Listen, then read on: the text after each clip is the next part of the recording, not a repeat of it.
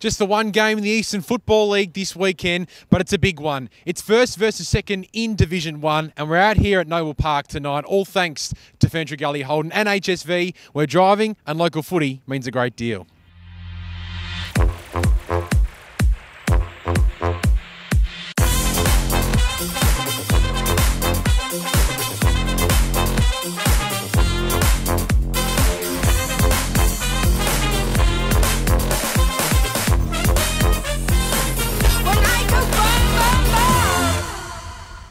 Yes, a pleasure to be out at the Pat Wright Senior Oval here on Moodamere Street for a huge clash, it has to be said. Peter Baird, who joins me now. First versus second in Division 1, the standalone game of the weekend. It's the perfect script. Oh, it is. I mean, we're getting the best of the best as a showcase game, Queen's birthday long weekend, so there's no reason not to be out here on Saturday afternoon. Come out and have a look, because this is going to be an absolute ripper, Ben. No doubt it will. Of course, if you can't get out here, we'll be on 98.1 FM from 1 till 6 p.m. and EFL.org.au, so make sure you get along for that one. What we're going to do now is we're going to head back to last Saturday. Braden Ingram was out at the Norwood and Balwyn game, a great victory for the Tigers in the end, and Braden caught up with young Taylor Gilchrist after the game ahead of this weekend.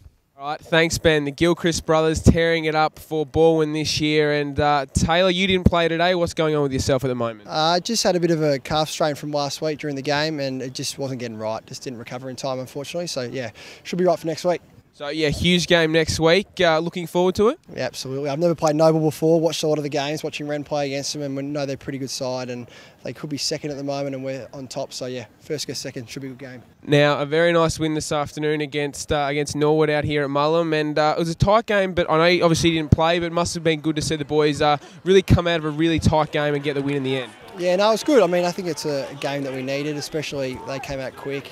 Probably smashed us a bit physically at the start, and then we were able to claw our way back. So it's probably the perfect win to have before a big game against Noble. So, it's good. Probably the only negative news coming out of it, your brother Rennie, he's done a bit of knee damage. Have you had a chance to speak to him? Don't know what it is at the moment, but have you spoken to him after the game? Yeah, I think they're always pretty tentative to say anything when it's a knee, just in case. But I don't think it's the worst news. I think it's going to be not too bad. Hopefully maybe just a medial or something like that. But as I said, they don't really know. But it doesn't look too bad.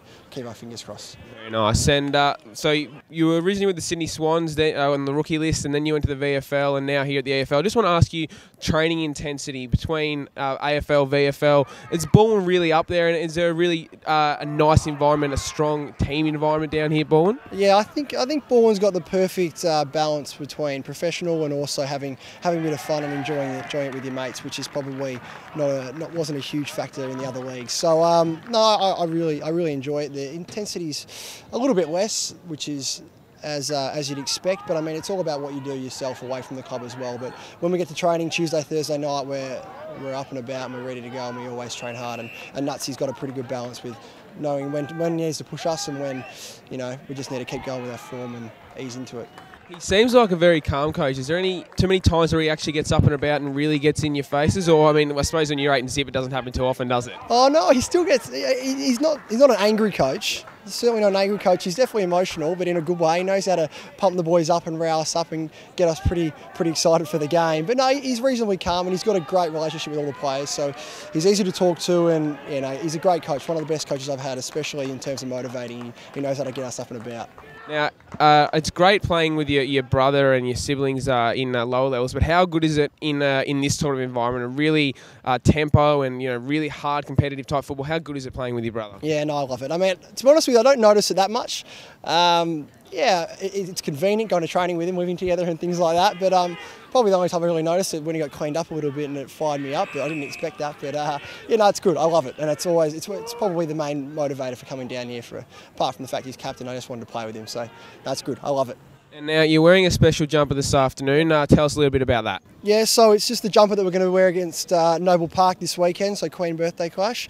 It's just supporting the Beyond Blue group. So I think that they've got an away strip as well. A home strip that they're going to be wearing as well. It's supporting the same cause. So yeah, it's great. Well, very nice. It's going to be a very big game. You're going to be involved, it sounds like, so good to see you back out there. And it's going to be a huge game, so definitely get down there. Out at Noble Park, huge game between Noble Park and Balwyn. Back to you, Ben. Well, it's not all about Balwyn this weekend, Peter, because, of course, we're out here at Noble Park, and Braden earlier on tonight had a chat with Mick Fogarty and the 70-metre player himself, Stewie Kempman. Thanks, Ben. Mick, Stewie, thanks for joining us here on EFL TV. Mick, I'll start with you. Balwyn this week, huge game. You're 6-2. How are you feeling going into the match? Yeah, feeling really good. It's a great opportunity for our group to come up against the reigning premiers and obviously play this game. This will be the 4th time I think we've played it, and always coming up against Balwyn's a great challenge, and yeah, we can't wait for it, mate. Now, 2 losses this season, only by 5 to Blackburn and Vermont 8. What did you learn from those losses, and do you feel you're probably the better side after those losses? I just don't think we're playing team footy. That was probably the reason why we couldn't get over the line. We just probably weren't, and I couldn't find the right balance of our side. We've got a lot of new players and so forth. So I think we're starting to play as a team, and the things we did over the last couple of weeks have been team orientated, and they've held us in good stead. Now, Stewie, big win against South Croydon last week, and then the week before that you had Norwood. I came out and saw that game, and that was just explosive footy. You blew them away by about 35 points in the first term. Was that the sign that you really saw that this side is really up and about for 2013? I thought that when we first got together pre-season, looking at the people we had and the personnel we had, I certainly felt that we had a team that was capable of challenging. Unfortunately, it's taken until we played Norwood, until we really saw what we were capable of if we apply our pressure and intensity and use the ball as well as we did. And as you said, I think we blew them away, about 6 goals in the first quarter, and then went on from there. So hopefully we can continue that form over the next couple of weeks, including Balwyn this week. The 2 things that stood out for me in that game was your run and spread and also your pressure. Would you agree with that, and do you think it's really started to lift over the last couple of weeks? Yeah, the pressure's the big barometer. When that's up and about, our footy seems to flow from there. So, yeah, the pressure definitely. And the spread, I suppose, comes from that. And now Mick, Vergenfake, a new ruckman this year. I just want to you go through him a bit and what's he brought to the side for you? Because when I've seen him, he's been sensational. Yeah, he's been terrific. Look, just his starting positions and his ability to jump and give us first use in the ruck. Look, he's a guy that came across from Berwick last year, and yeah, look, he's had an opportunity where one of our other ruckmen's been hurt, and he's been a terrific acquisition to our footy club this year, and we're excited by him, and he's going to keep developing. So we are really excited by the way he's been going for us. Now, you don't usually want to see the best players injured, but Taylor Gilchrist out for the next 2 to 4 weeks. That's got to be a big lift for your side. He's a sensational user of the ball for them, and probably takes a little bit of pressure off your midfield. Would you agree? Yeah, but you still got guys like Tregear and McMahon and Kenner, Henry. I mean, Murray goes through there. You know, Harris, O'Regan. I mean, it just doesn't stop. So, and Rennie, yeah, look, he's a terrific player and you know, a terrific leader on field as well. So having him out, look, I mean, you know, as I said, I just reeled off about 5 or 6 names that go through there that are still going to have major impacts that we've got to be aware of. And Stewie, Sammy Monaghan, really enjoyed watching him. How have you watched him improve this year?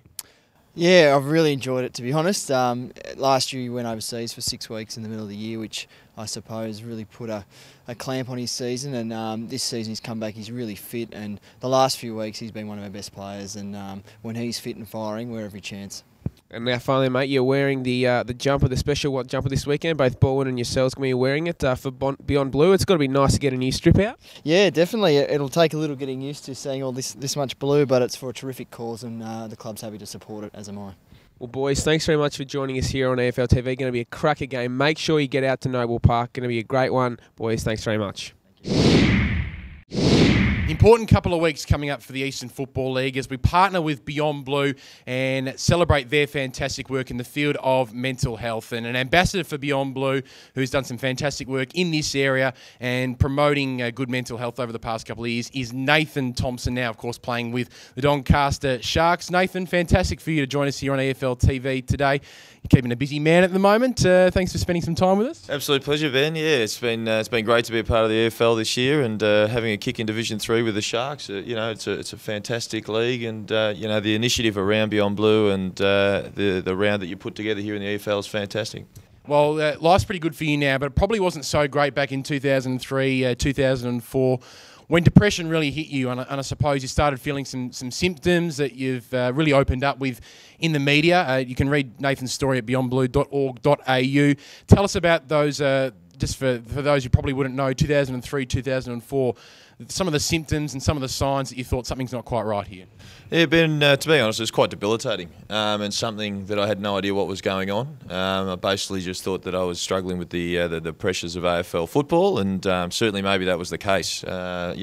Team wasn't going that well, own form, those sort of things, and normal pressures. But I was really starting to struggling to, even want to leave the house, struggling to get up each day, and certainly starting to have some pretty dark and nasty thoughts around myself and my own character. And in the end, it started to actually unravel. I started to unravel with my health. So no sleep at night, really tired all the time. And in the end, I just found myself in a place where I was unable to function very well. And I didn't tell anyone about it. I spent a couple of years trying to get through it. And in the end, around 17, I think it was, 2004, I had a nervous breakdown at the Hawthorn Footy Club. And, it's something that really knocked me for six. And, after that, you mentioned that I'm supporting Beyond Blue. I think it was, they supported me through that period and really helped me find the right help. I was able to certainly find the right people to sort my life out and get myself back to being healthy again. And, the reason that I certainly am a spokesperson for this is certainly just to get people to know that if you are struggling in any way, you need to ask for help. There'd be a lot of players out there in the EFL, other football leagues, in the AFL even. I know this for a fact that are out there and actually struggling a little bit, but a bit scared to actually put their hand up or tell their teammates or even talk to family members about it because they feel that they feel they're letting themselves down. They feel that they're weak. They feel that there's something wrong with them. Well, the reality is there isn't. You just need to go and get some help and find out what's going on because depression really does affect a lot of people. But the challenge is getting people to actually understand that and put their hand up and ask for help. And I suppose you're obviously very passionate about it now, going through it, but it is really like a physical illness, not probably to the same extent as a cancer, but it's like a physical illness that really does take over your life, I suppose. And what are some of the symptoms that you started to really, I suppose they started to grab hold of you early on in 2003, 2004 that made you need some help or wanted to investigate this even more? The main one was the sleeping at night, not being able to sleep, not being able to switch my mind off of a night time, really nervous and anxious problems. So anxiety, a lot of sweating and those sort of things. Just a feeling. I had a feeling that basically, my world around me was caving in. I felt under pressure all the time. Like even just at home, I just, I felt that I was consistently under pressure, and I just couldn't get away from that. And in the end, that just builds up on you. And if you don't relieve that pressure, if you're constantly feeling that way, certainly for myself, in the end, I caved in. And it certainly got the better of me, and I found myself in a situation where I was getting to the stage where self-harm was certainly in the picture, and that's somewhere that you just don't want to be. It was a really nasty place to be. So you mentioned cancer before.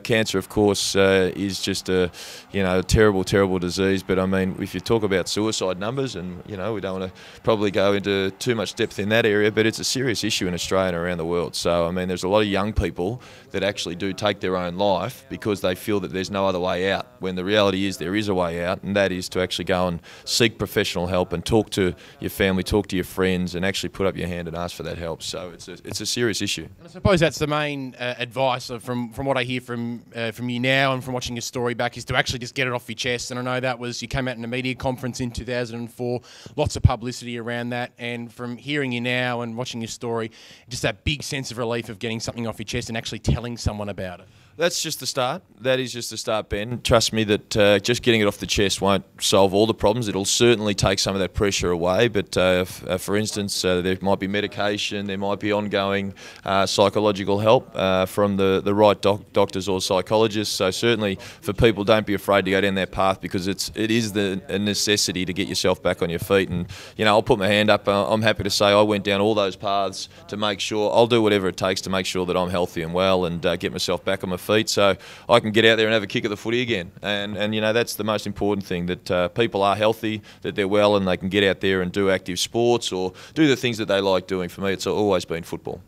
So if you do want to get some more information on Beyond Blue, want to read Nathan's story a little bit more, head to beyondblue.org.au, or they do have a 24-hour hotline, 1300 22 4636. Beyond Blue will be getting right behind them. Before we let you go, Nathan, we can't let you go without asking about the mighty Doncaster Sharks out there at Shram's Reserve. Enjoying stuff down there with Andrew Tranquilli and the team? They're a fantastic club, no doubt about it. So Rod Gregory recruited me to the club, which was great. I actually live about 2 blocks away, so that's how it came about. I went down just to train one night, and I knew Rod from the past, from other circumstance and business, and he just said, well, why don't you lace the boots up and have a kick? So it's been great. Fantastic club. We're in the mix. I think there's certainly some other really good clubs in Division 3. It's a really strong competition at the moment. I don't think you can take any side lightly, otherwise you'll end up losing. So Mitcham and certainly South Wanturna look very strong, but I wouldn't take Basin, Templestowe, Baronia, and even some of the other clubs in there. So that's already 6 that we've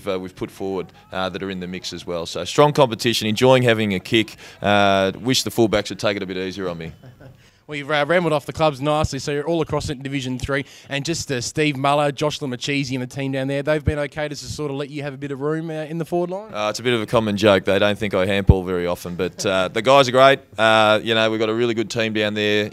Muller and also James Appleford are really standing up as well. So when they put a few numbers back on me, we clear out the space and the other guys get in there and kick some goals as well. So things are going okay.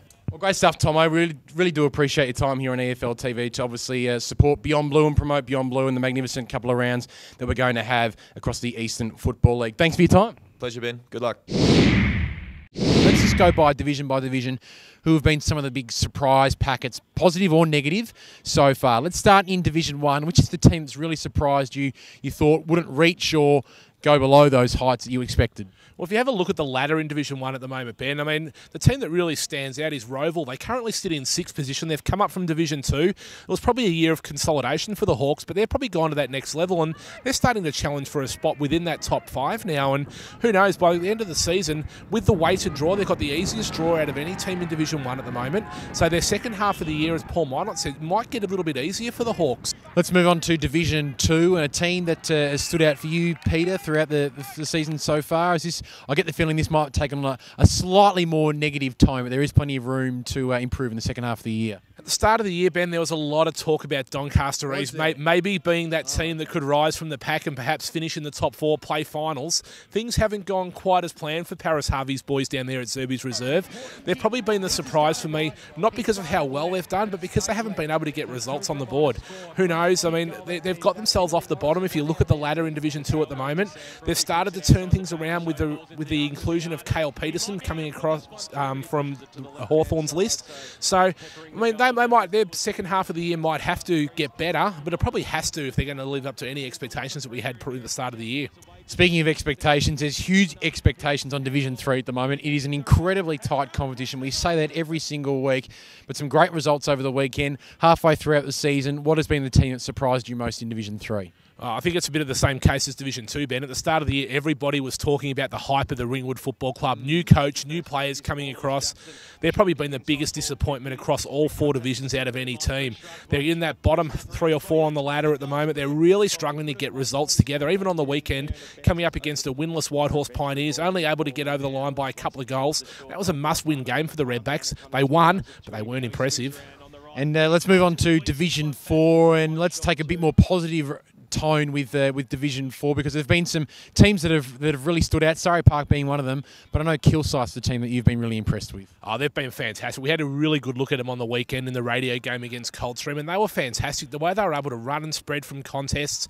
They're younger guys that Simon Corbell's put a lot of time into over the last year and a half are really starting to come through and deliver the goods for him, and the way they were able to move the ball, they were really efficient. The way they used the football was absolutely fantastic, and Jay Sherlock was held goalless, but they still were able to kick a winning score. So when he's on his day, they're going to be really hard to stop, that Kilsyth side, and they're probably the most impressive team at the moment, or the team that's surprised and been really impressive in Division 4.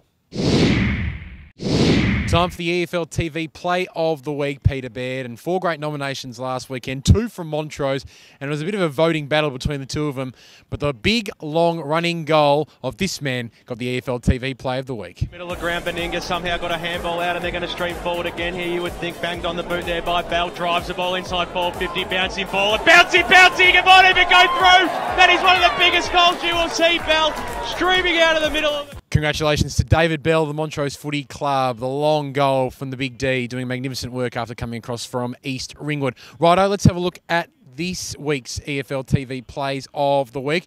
Have a look at these and then head to efl.org.au, the poll down the bottom right-hand side of the website, and vote for your favourite EFL TV play of the week. Hosking versus Tinkner. Hosking knocked it over to the back. He might have even paddled it to his own advantage here. He might even pick it up to kick one of the best goals you will see. That is a super effort by the big ruckman. He knocked it over the back. He followed his own ball up.